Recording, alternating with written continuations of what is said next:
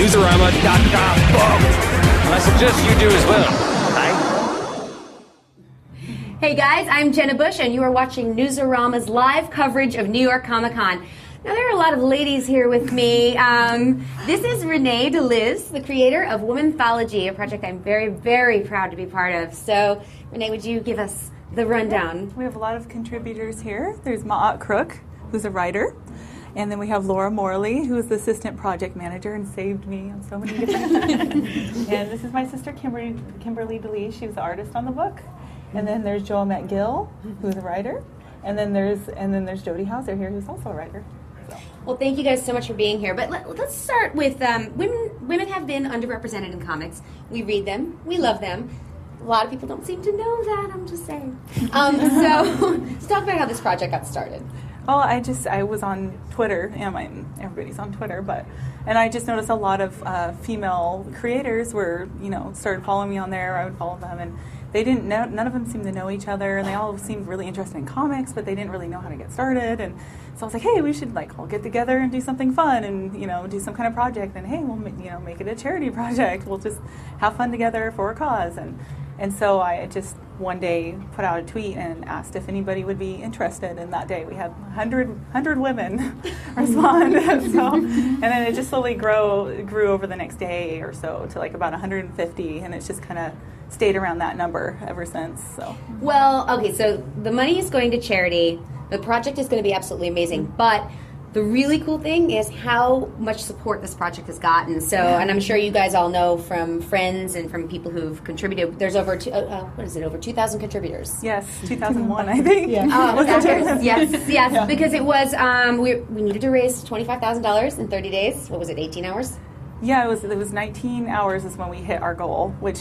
When it was at $50, I was dancing. I was like, "Yay, $50!" I may have been dancing with you. Yeah. So it was just amazing. And then over time, it just kept going. It had another surge at the end, and it got to about 109,000 was the final number. So yeah. Well, if you guys all want to talk about a little bit of what you're doing for the projects. Mm-hmm.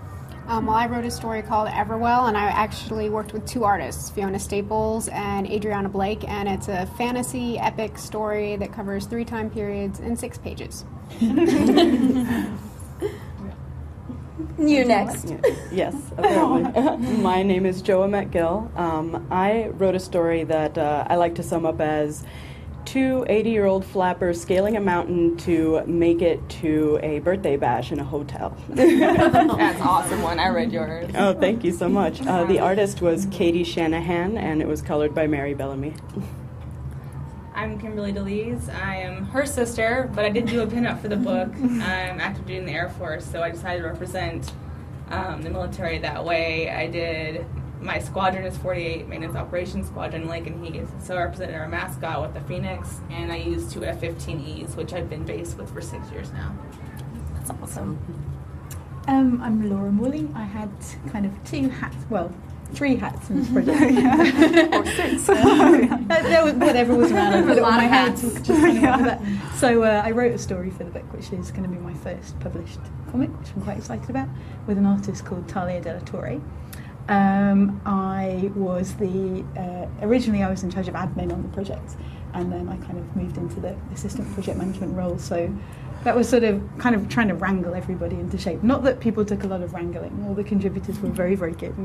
We've been very lucky to have a very prompt and kind of responsive group of people. And the third thing was I provided British accents whenever one was needed. Yeah, she's the voice in the Kickstarter video. So.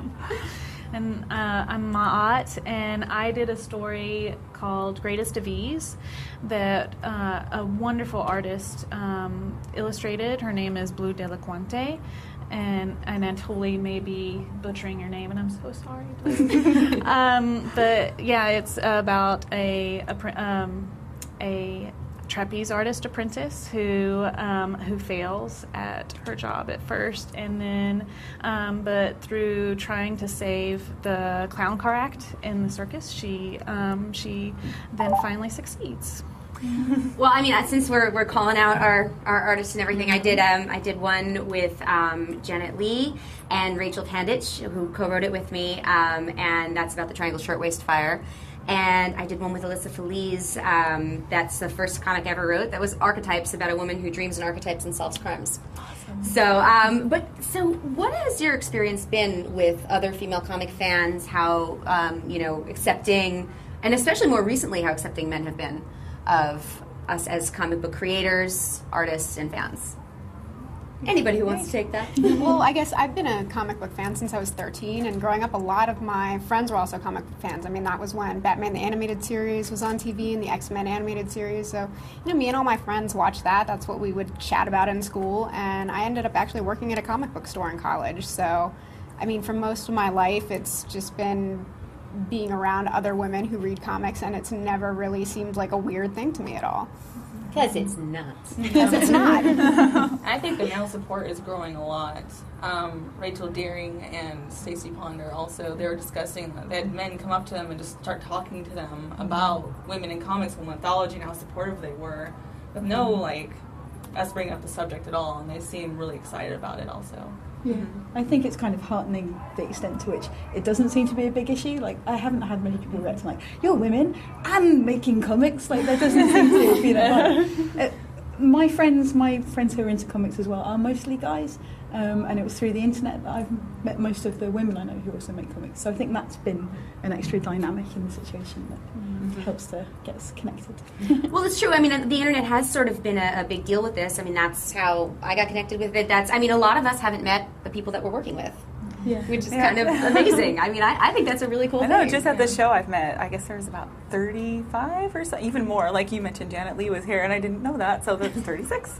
But there's just so many just here, and just meeting them face to face. It's so amazing. I've been working with them for months. It's a wonderful experience. So. Well, also, there were a lot of people who contributed basically prizes for people who donated.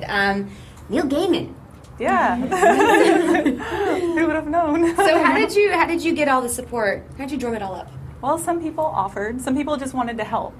And I tried to kind of stick to experience rewards instead, something that may help people, like the reviews, because it's really hard to get people to look at your work, and especially like Jim Lee or any of those people. It's really, really difficult. So I thought this would be a neat way that aspiring creators, not just women, would be able to, find a way to get their work looked at and get tips and things like that. But as for Neil Gaiman, it was just on Twitter, I think the first day, and he was just talking about it. He's like, hey, this is a cool project. So I just asked him, I said, oh, if you're interested in wanting to help, you could do a reward. And he came up with the idea himself and wanted to do a sketch postcard that he's mailing to somebody. So I thought that was pretty awesome. He didn't have to do that. So. Well, I mean, getting your work looked at, that is really a big deal. And you obviously had a long history working in comics. What advice would you give young women and young men who want to get into the world about getting their stuff looked at? There's lots of things you can do. It's mostly right now, it's having a great web presence. You have to be professional. You have to have your work. You have to be easy to find. A lot of times people will have a nickname and things like that, and that's fine. But a lot of it's really hard for professionals to connect with you with a nickname. So it's always good to have your real name, a great professional presence. You can't go on there and slam the world with negativity and things like that. So that's one thing. And also just to try to go to conventions and meet people, because people want to. A lot of times they hire people. It seems, not just their work. I mean, sometimes it's the work, but so just getting out and meeting people and just meeting face to face and making friends. I think that's the most effective way to get into comics. So. Well, also, you went to IDW, and they agreed to do this, and I mean, I think that's outreach is really a big deal, and meeting people is really a big deal. So what was that initial meeting like?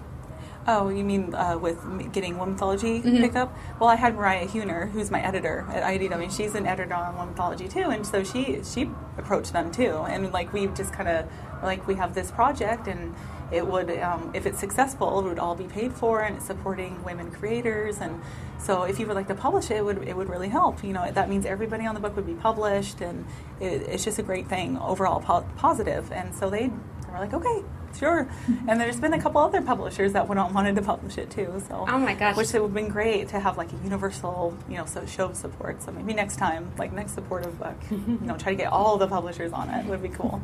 Yeah, and also it's all creator owned. So do you guys all have plans for taking these stories and branching out? Go like this. Love to. Yeah, sure, definitely. I'll look at you. Why is everyone looking at me? You look like you want to do something with this. Well, I'm actually working on some stuff for some other anthologies too. So, and it was actually the editor of another anthology that pointed me to Renee's tweet. So, a guy in the UK named Mike Garley is putting together this cool zombie anthology, and he's just been really supportive because about half the contributors on that project are women too. So, he's just like, "Oh, this is a great anthology. You should jump on board." So that's how I found out about it, was through someone else working in the industry. Cool. Excellent. All right. Well, tell people how they can get the book. Well, right now, unless you're a Kickstarter backer, you can go to your comic store, and it should be in January previews at this point. I'm not sure if it's out right now or if it will be in preview soon, but so you can pre-order from your local comic shop, and it will be on Amazon and other bookstores later. So, but definitely go to your local comic book shops because they're great to support too. So, and pre-order through there. Excellent. Well, thank you all so much for being here. I really appreciate it. I'm, like I said, incredibly proud to be part of this project. Yeah, thank you. Thank you. Thanks, guys. All right, guys, stay tuned to Newsarama's live coverage of New York Comic Con.